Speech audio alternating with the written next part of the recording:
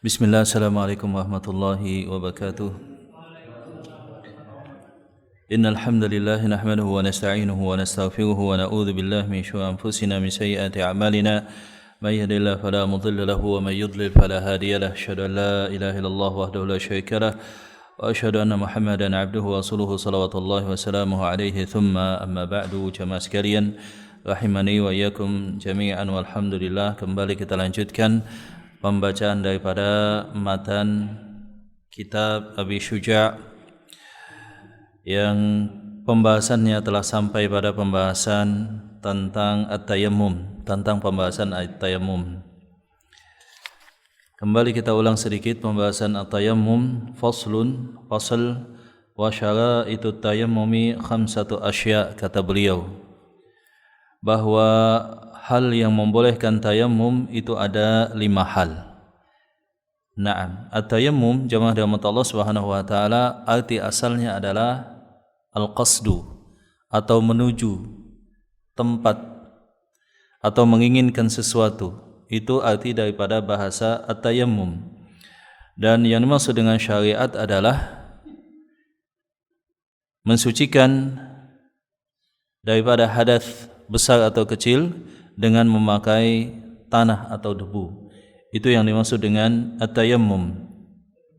Dan tayammum ini sebagaimana telah kita ketahui, ini disyariatkan di dalam Islam sebagai ganti daripada wudu dan mandi.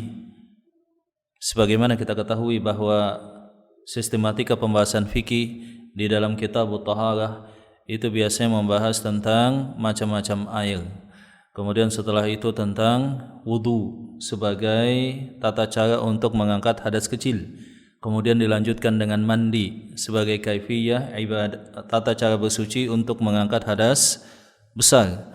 Kemudian setelah itu dilanjutkan sebagai tayammum, sebab tayammum ini adalah pengganti daripada wudu dan mandi, pengganti daripada wudu dan mandi pada keadaan-keadaan khusus. Sebagaimana firman Allah Subhanahu wa taala, wa in kuntum marda aw ala safarin falam tajidu ma'an fatayammamu sa'idan thayyiba.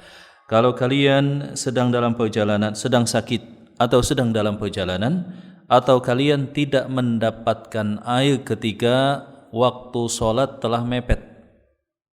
Kalau kita mencari air dulu habis waktunya, atau kita terhalang, ya airnya ada tetapi kita tidak bisa menggunakannya. Kita sakit, maka fatayammamu sa'idan thayyiba, bertayamumlah kalian dengan sa'idan turaban thayyiba, dengan debu atau tanah yang suci. Wamsahu biwujuhikum, maka sapulah wajah kalian dengan debu, wa aydikum min, dan kedua telapak tangan kalian. Naam. Dan juga sebagaimana sabda Rasulullah SAW, wa ju'ilat liyal ardu tahuran wa masjida, semua bagian bumi ini suci untuk bersuci dan juga bisa digunakan tempat untuk sujud. Bisa digunakan tempat untuk sujud. Naam.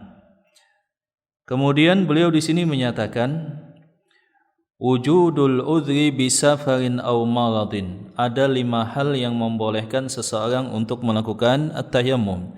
Jadi tayammum ini posisinya sebagai ar-rukhsah atau dispensasi, keringanan di dalam al-Islam. Sebabnya yang pertama adalah jikalau ada uzur karena kita sedang dalam perjalanan. Jadi perjalanan itu adalah kondisi di mana kita terkadang sulit untuk mendapatkan air untuk mandi atau wudu.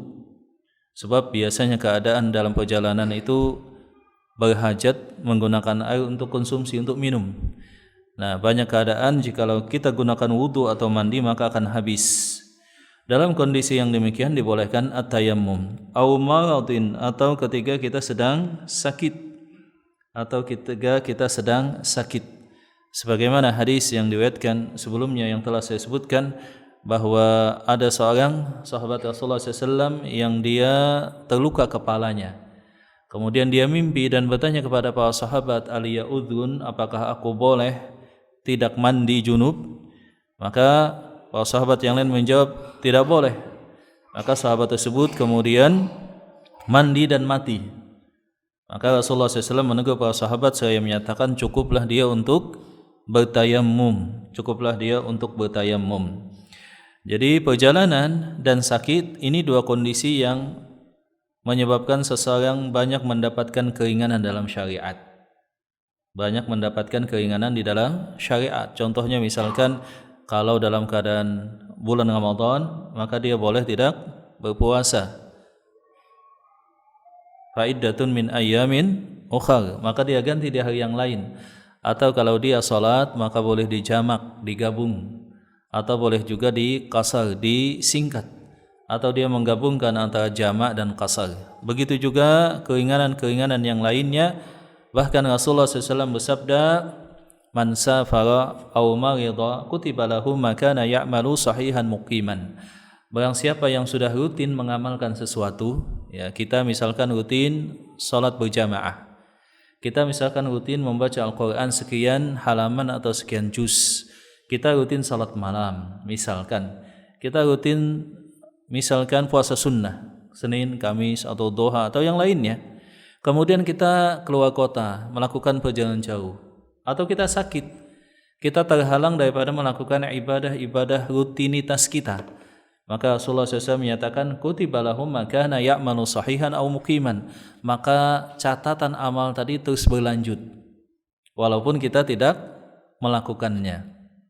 Walaupun kita tidak melakukannya ketika perjalanan jauh atau ketika sakit, tapi kita sudah rutin sebelumnya, nah kita tetap dicatat untuk mengamalkan amalan tersebut. Wa dukhuli waqtis shalah, dan juga masuknya waktu salat. Masuknya waktu salat, kata beliau. Man tawaffat fihi asbabu tayammum laisa lahu ayyatayammama li salatil fardhah illa ba'da dukhuli waqtiha. Maka siapapun yang dia mempunyai kondisi khusus, dia boleh tayamum. Itu tidak boleh tayamum kecuali waktu salat telah masuk. Jadi waktu salat telah masuk. Kalau wudu kan beda. Wudu ini jamaah kita bisa lakukan walaupun waktu salat belum masuk. Adapun tayamum, karena ini sifatnya adalah pengganti daripada wudu dan mandi, maka hanya bisa dilakukan kalau waktu salat memang telah masuk. Waktu salat telah masuk. Naam. Wa talabul ma'i, ya, wa talabul ma'i, kata beliau. Dan juga dia tidak menemukan adanya air yang dia bisa gunakan. Wa ta'adzu isti'malih, atau dia ada air tetapi tidak bisa menggunakannya karena sakit misalkan. Karena sakit atau sebab yang lainnya. Wa iwajuhu ba'da talab. Naam. Wat-turabu tahiru lahu gubarun, dan yang dimaksud adalah bahwa debu yang dipakai itu mempunyai semacam tepung seperti itu. Nah, contoh di dalam mazhab Syafi'i kita telah sebutkan bahwa yang seperti ini tidak bisa digunakan tayamum. Begitu juga semacam karpet atau dinding. Sebab tidak ada semacam gubar, tidak ada semacam tepung begitu ya, tanah. Akan tetapi di dalam mazhab yang lain, semua permukaan tanah, semua permukaan bumi, dan itu sifatnya umum, mau batu, mau keramik, mau lantai, mau dinding, itu bisa digunakan untuk at-tayammum. Wallahu ta'ala a'lam bissawab. Naam. Wa faraiduhu arba'atu asya'a, dan fardu atau rukun daripada tayammum itu ada 4, kata beliau. Yang pertama adalah an-niyatu, yaitu niat. Jadi tadi hal yang membolehkan tayammum itu ada beberapa kondisi. Yang pertama lazimnya itu adalah umumnya itu adalah ketika seseorang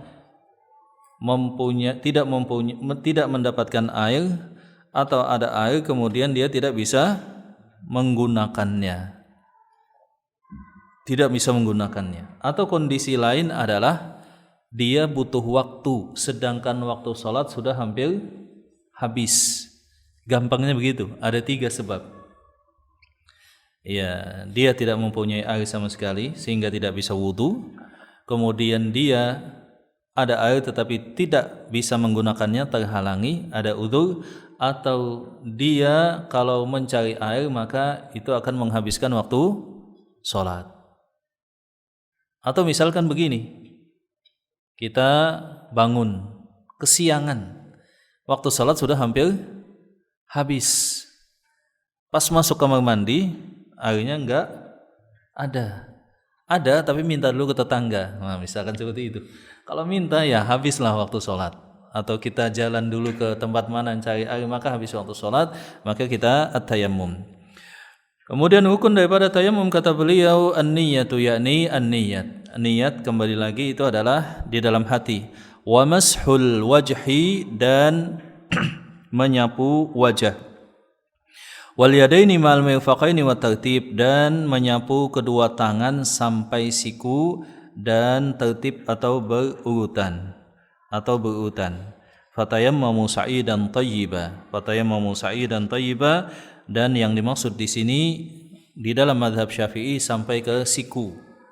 Adapun di dalam mazhab yang lainnya itu sebagaimana hadis yang diriwayatkan oleh Imam Al-Bukhari, cukup ditepuk ke atas tanah, kemudian ditiup, habis itu disapu wajah, kemudian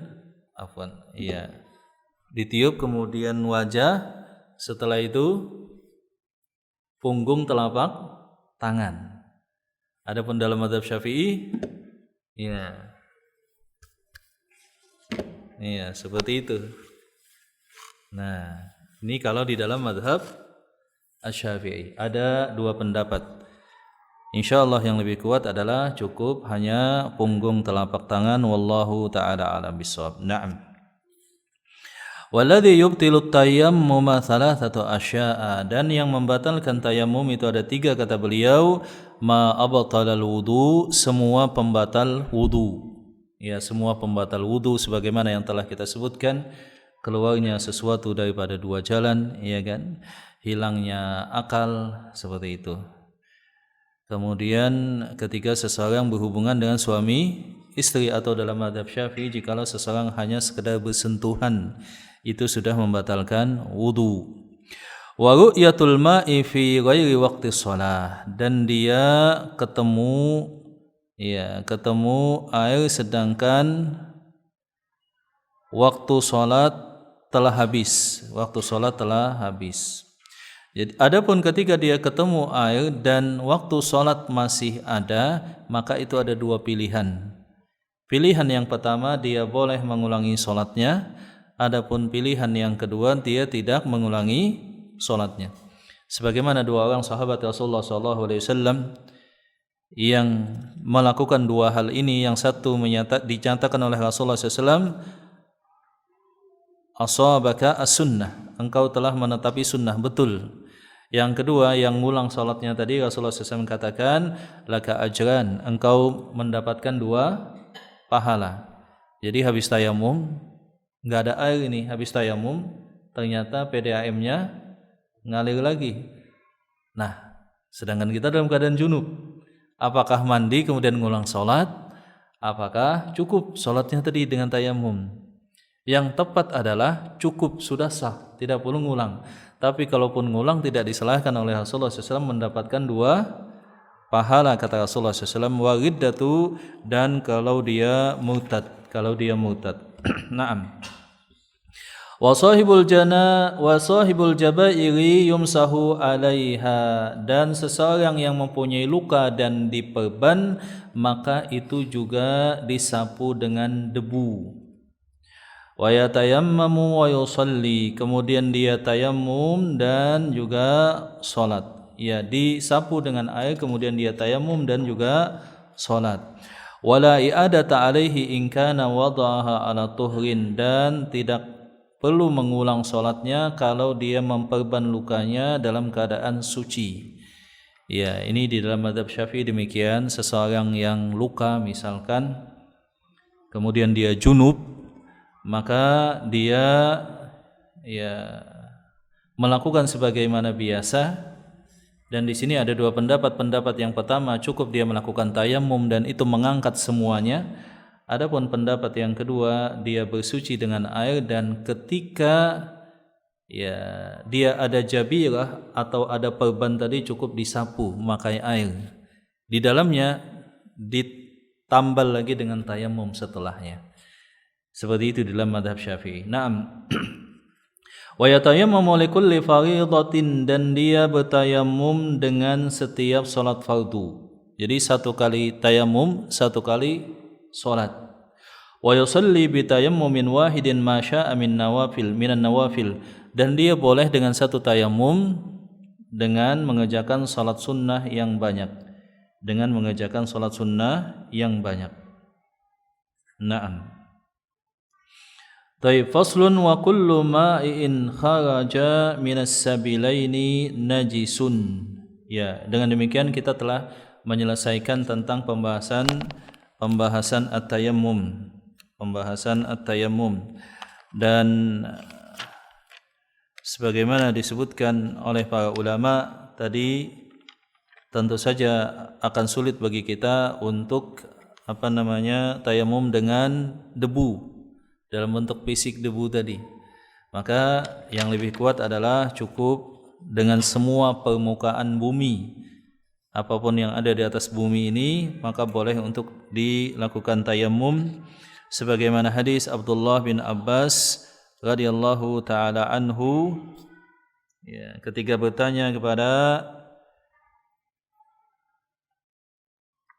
Abu Juhaim bin Haris ibn Simah al-Ansari bahwa Rasulullah SAW beliau pernah bertayamum di atas dinding. Ya, di atas dinding, kemudian beliau sapu wajah beliau dan kedua tangan beliau. Dalam kejadian tersebut sebagaimana diriwayatkan oleh Abu Juhaim. Wallahu taala alam bisawab. Adapun hadis yang menyatakan bahwa cukup ya memukul tanah, kemudian wajah, setelah itu punggung tangan, itu adalah hadis Ammar bin Yasir radhiyallahu taala anhu, di mana beliau menyatakan, aku junub dan aku tidak mendapatkan air, maka aku bergulung-gulung di tanah seperti kucing, ya seperti itu ya. Jadi disangka sahabat ini kalau junub nggak ketemu air, maka cara tayamumnya itu gulung-gulung di tanah supaya semuanya kena tanah, ya kan gitu. Nah, wasalla itu setelah itu kemudian aku salat. Fadzakatu dzalik li Nabi sallallahu alaihi wasallam, maka aku pun menceritakan kepada Rasulullah sallallahu alaihi wasallam. Beliau menyatakan, innama kana yakfika hakadha, cukup bagi engkau melakukan seperti ini sebagaimana yang saya praktekkan tadi. Beliau memukul kedua telapak tangan beliau ke tanah, kemudian menyapu wajah beliau dengan kedua telapak tangan beliau, kemudian menyapu punggung. Hanya sampai situ saja. Dan sebagian para ulama melemahkan hadis yang menyapu sampai sampai ke siku. Naam. Selanjutnya jemaah rahmat Allah Subhanahu wa taala, kita lanjutkan pada bab berikutnya, wa kullu ma'in kharaja minas sabilaini najisun. Dan setiap segala sesuatu yang keluar daripada dua jalan itu hukumnya adalah najis. Berarti pembahasan hadas sudah selesai. Hadas itu apa kemarin? Artinya sifat yang melekat pada jasad kita. Kalau belum wudu maka hadas kecil. Kalau seseorang junub maka itu hadas besar. Maka mengangkatnya dengan cara wudu dan mandi, sebagai gantinya adalah tayamum. Kalau enggak ada air atau ada air tetapi berhalangan menggunakannya. Nah, sekarang kemudian beliau lanjut pada pembahasan najis. Najis juga disebut dengan khabath. Naam. Beliau menyatakan, dan setiap cairan atau segala sesuatu yang keluar daripada dua jalan, maksudnya belakang atau depan daripada manusia, najisun, hukumnya adalah najis. Yang namanya najis itu wajib disucikan.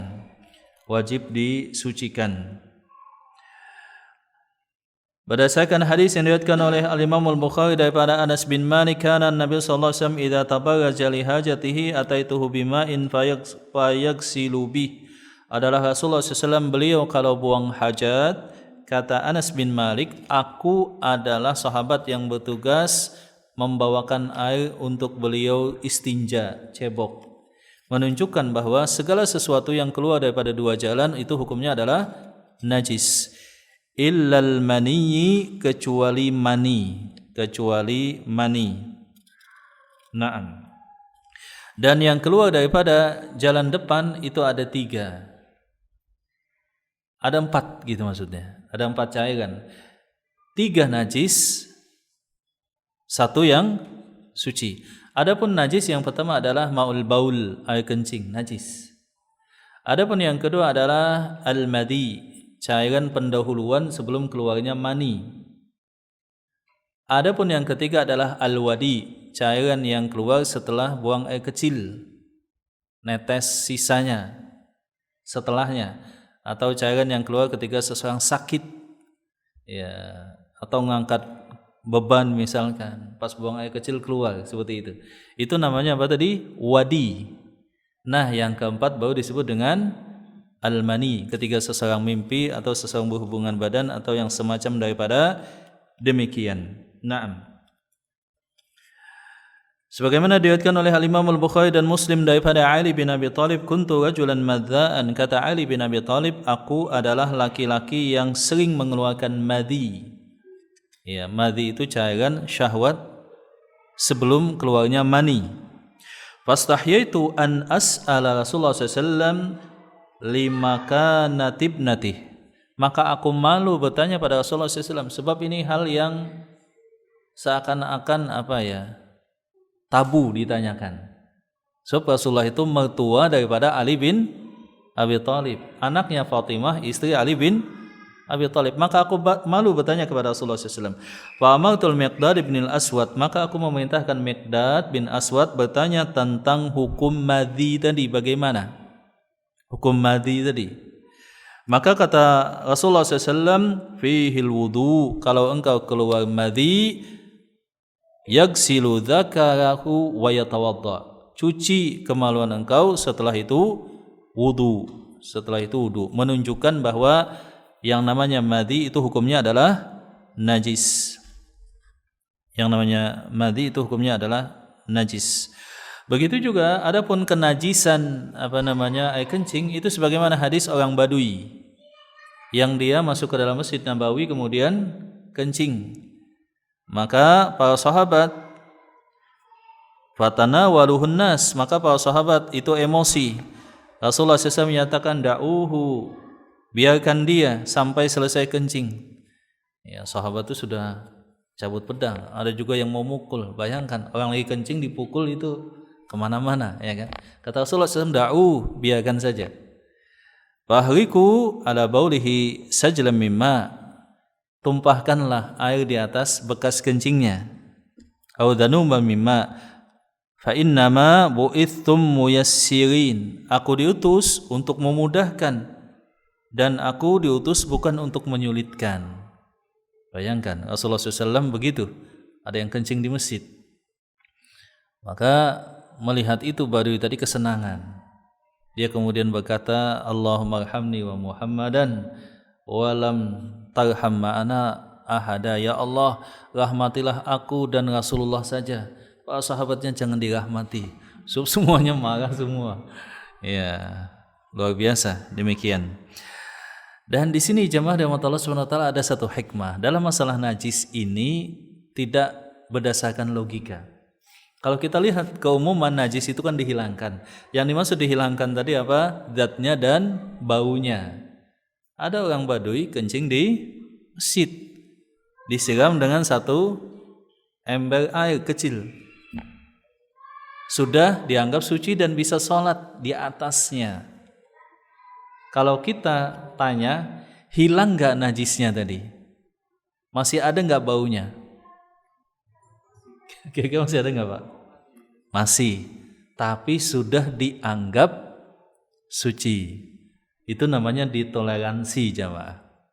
Jadi banyak dalam Islam ini kalau masalah najis sudah dianggap suci.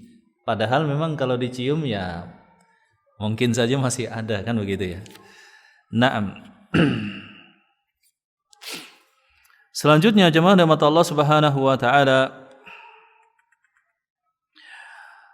wa kadzalika baulun wa rawthul hayawan, demikian juga kencing dan juga ya kotoran daripada binatang. Daripada Abdurrahman bin Aswad dari bapaknya bahwa dia mendengar Abdullah bin Mas'ud berkata bahwa Rasulullah SAW mendatangi tempat untuk gaid, kamar kecil maksudnya, maka aku siapkan 3 batu. Maka aku dapatkan 2 batu. Setelah aku cek ternyata satunya itu adalah tai binatang. Iya, jadi memang kalau kita lempar jamrah juga hati-hati. Kita sediakan 7, ternyata tai kambing misalkan. Nah itu enggak sah. Ya, sebab mungkin karena cuaca panas, ya tai kambing tadi jadi kayak batu. Nah ini enggak boleh. Maka kata Rasulullah SAW, ini beliau ngambil 2 dan membuang yang 1. Jadi ini menunjukkan bahwa kotoran binatang itu hukumnya adalah najis. Hukumnya adalah najis. Naam. Padahal hadhil ahaditsu ala najasatil asya'il madhkurah li ghusli laha awil amri bi ghusliha. Naam. Dan juga demikian. Jadi yang disebut dengan mani itu suci. Berdasarkan hadis Aisyah radhiyallahu taala anha, kuntu afuqul maniyya min thawbi Rasulullah sallallahu alaihi wasallam. Adalah terkadang Rasulullah SAW itu ada bekas mani di pakaian beliau. Kalau kering maka aku hilangkan, dan kalau itu basah maka aku percikkan air sedikit, menunjukkan bahwa mani itu hukumnya tidak najis. Dan memang manusia ini hukumnya tidak najis, badan manusia. Selanjutnya, jadi kalau terkena pakaian maka hukumnya tidak najis. Yang najis apa tadi? Madhi. Yang najis adalah madhi. Wa ghuslu jami'il abwali wal awrathi wajibun, dan mensucikan semua ya bekas air kencing dan juga bekas kotoran itu hukumnya adalah wajib. Hukumnya adalah wajib. Sebab itu najis. Illa baulas sabiyyi alladhi lam ya'kulu at-ta'ama fa innahu yathuru bi ghashil ma'i alaih. Kecuali satu pengecualian, yaitu kencing anak kecil yang belum memakan makanan apapun. Dia masih mengkonsumsi ASI eksklusif. Maka yang demikian cara mensucikannya adalah ambil air sedikit dengan telapak tangan, kemudian dipercikkan. Ya, dipercikkan, ambil, dipercikkan. Ini khusus bayi laki-laki. Adapun bayi perempuan maka diambil najisnya pakai pel kemudian disiram seperti itu. Habis itu dikeringkan lagi. Naam. Sebagaimana hadis Rasulullah SAW yang diriwayatkan daripada sahabiyah Ummu Qais bin Mihsan, bahwa dia datang dengan anak kecil yang masih kecil, belum makan apapun, kepada Rasulullah SAW, fa'ajlahu fi hijrihi fabala ala thawbi. Anak kecil tadi didudukkan di pangkuan Rasulullah SAW, kemudian kencing, maka Rasulullah SAW hanya minta air sedikit, habis itu percikan begini saja. Ya, menunjukkan yang demikian perlakuan khusus dan sifatnya pengecualian. Daripada Ali bin Abi Thalib, dia berkata bahwa Rasulullah SAW beliau bersabda, fi baulil gulam radi yundahu baulul gulam. Kalau anak laki-laki dipercikkan, wa yuksalu bailul jariyati, dan kalau kencing anak atau bayi perempuan maka dicuci, dibasuh. Naam. Dan ini menunjukkan dibedakan. Apa hikmahnya? Wallahu ta'ala alam bissawab. Naam. Selanjutnya, wala yu'fa an syai'in minan najasati illa al-yasira minad dami wal qayhi. Dan najis walaupun sedikit, kata beliau, tidak dimaafkan. Maksudnya tidak sah salatnya kalau dia salat. kecuali sangat sedikit kalau itu sifatnya darah atau nanah. Nah, di dalam mazhab Syafi'i memang darah dan nanah ini hukumnya apa? Najis. Tapi di dalam mazhab yang lain hukumnya tidak najis. Sebagaimana kita ketahui bahwa para sahabat Rasulullah SAW itu mereka sholat dalam kondisi bermandikan darah ketika selesai perang. Jadi pakaiannya penuh dengan darah tapi tetap sholat. Seperti itu. Wa ma la nafsa lahu sa'ilatun. Dan demikian juga binatang yang tidak punya aliran darah, idza waqa fil ina'i wa mata fihi fa innahu la yunajjisu. Kalau dia mati atau dia jatuh ke dalam bejana, maka itu tidak menajiskan. Binatang yang tidak punya aliran darah. Ya, binatang apa Pak ya? Nyamuk ada aliran darah enggak? Enggak ada ya kan? Kecuali kalau kenyang gitu Pak ya. Lalat gitu kan, semut. Itu sifatnya enggak najis.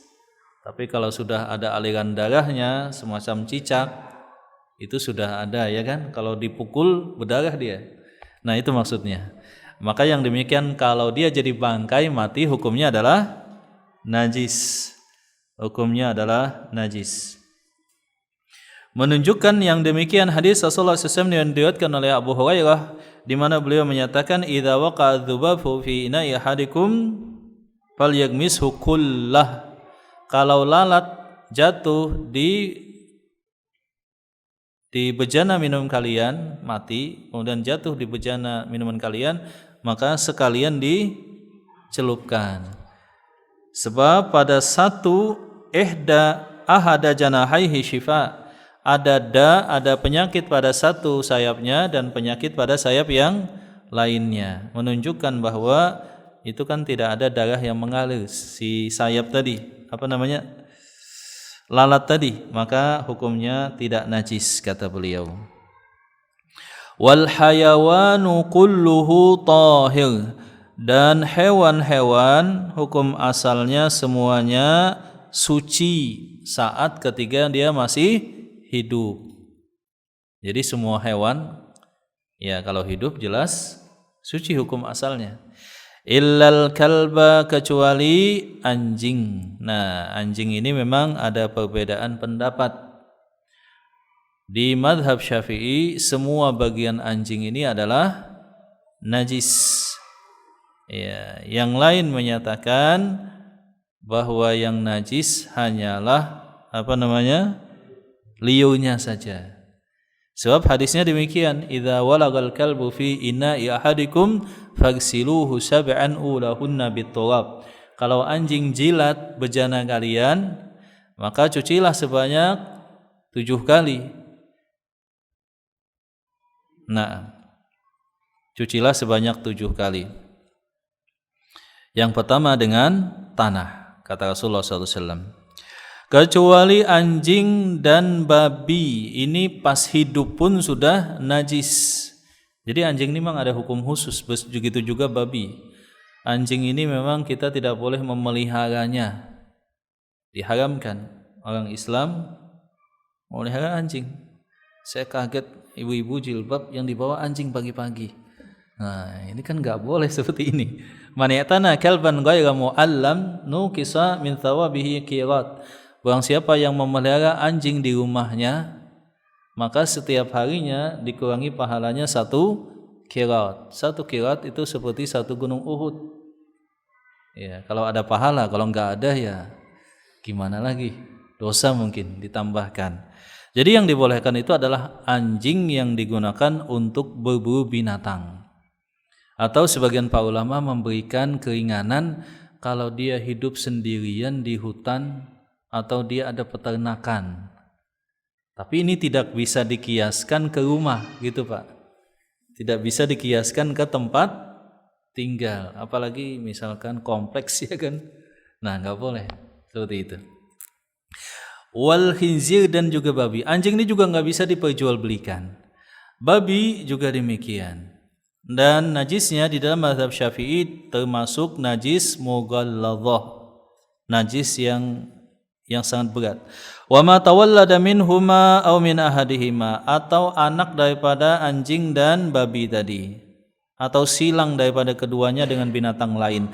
Wal maitatu kulluha najisatun, adapun kalau sudah menjadi mayit atau bangkai maka hukumnya najis, kecuali kalau misalkan terpisah ketika masih hidup, itu juga najis. Kaki sapi terpotong masih hidup, itu sudah menjadi najis. Illa samaka wal jarada wal adami, kecuali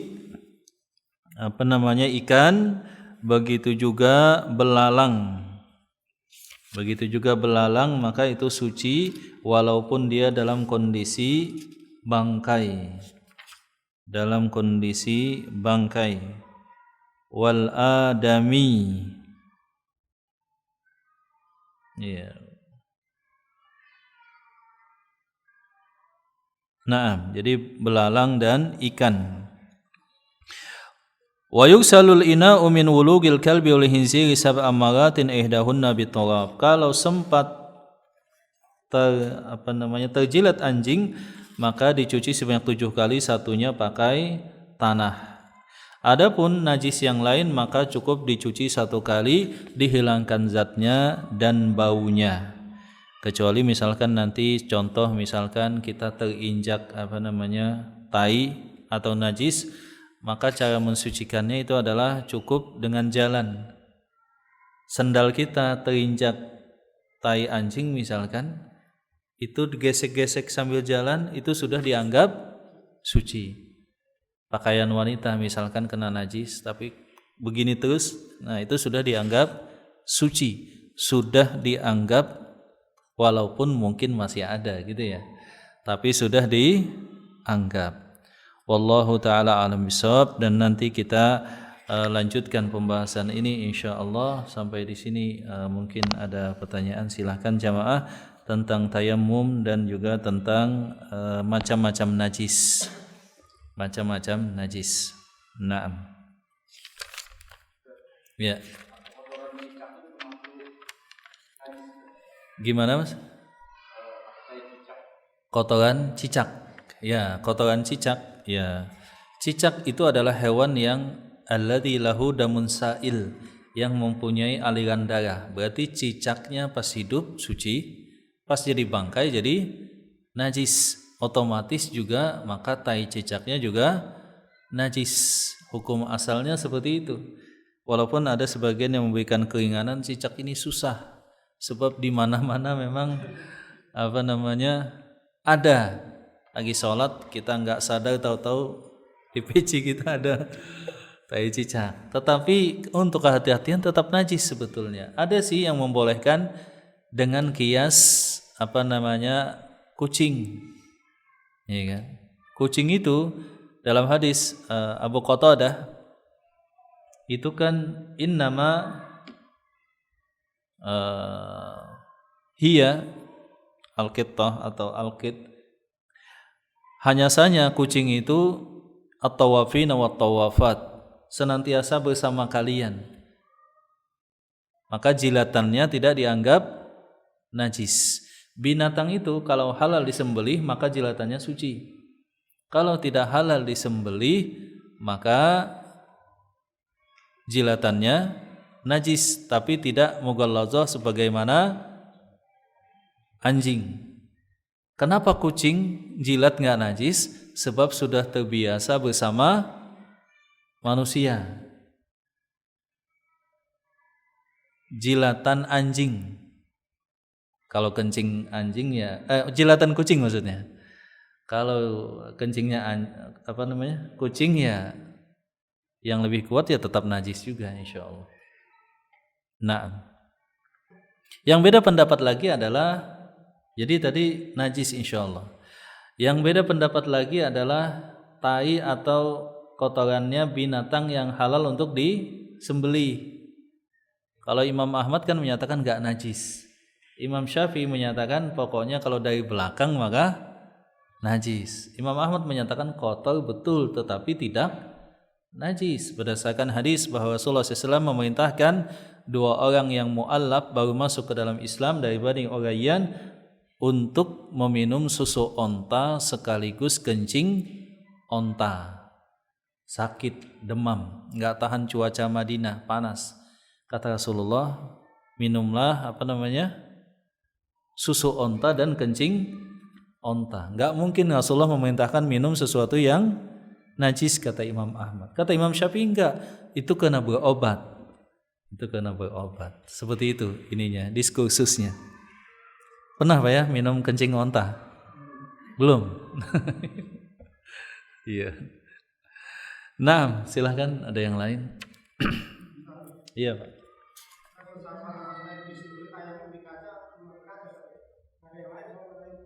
Iya, kalau nggak ada yang lain, intinya permukaan bumi. Semua yang ada di atas bumi ini terhitung sebagai permukaan. Sebagaimana hadis riwayat Abu Juhaim tadi. Abu Juhaim ketemu Rasulullah SAW, Assalamualaikum ya Rasulullah. Rasulullah nggak jawab. Sebab lagi tayamum ke dinding. Kata Abu Juhaim, aku lihat Rasulullah SAW memukulkan kedua telapak tangan ke jidar, ke dinding satu bangunan. Kemudian beliau mengusap wajah dan kedua telapak tangan. Setelah itu beliau menyatakan Waalaikumsalam, jawab salam. Jadi apapun yang di atas permukaan bumi lah. Nah, kalau di Imam Syafi'i kita lihat harus tadi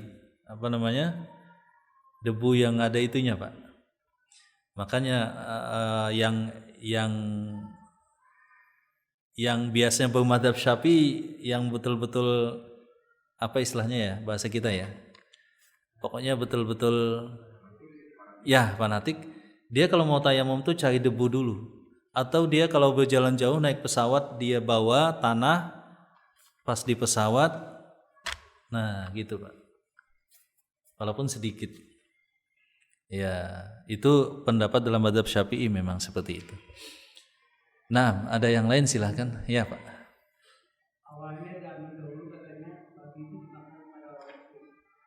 Awalnya zaman dahulu dimakan oleh orang Muslim. Apa sebabnya diharamkan? Ya, babi ini nggak pernah dimakan oleh orang Muslim. Yang ada adalah bahwa babi ini bahkan diharamkan sejak zaman Yahudi dan Nasrani. Haramna alaihim kulla dzi zufur. Kami haramkan kepada mereka ya babi. Jadi babi ini memang binatang yang diharamkan di dalam Islam. Sebagaimana firman Allah Subhanahu wa taala, "Qul la ajidu fi ma uhiya ilayya," aku tidak mendapatkan yang diharamkan kecuali lahma khinzirin, di antaranya adalah daging babi. Dari awal memang babi ini diharamkan. Kalau anjing memang ada ulama yang menghalalkan dalam mazhab Imam Malik. Dan sebagian menyandarkan kepada Imam Malik, tetapi pendapat ini lemah. Yang betul adalah Imam Malik juga mengharamkan, dan ini pendapat yang dipegang oleh hampir keseluruhan para ulama. Nggak boleh juga anjing. Kalau babi, ya nggak ada perbedaan pendapat. Semua ulama sepakat babi ini diharamkan, dan memang dari awal. Babi ini kalau kita lihat memang ya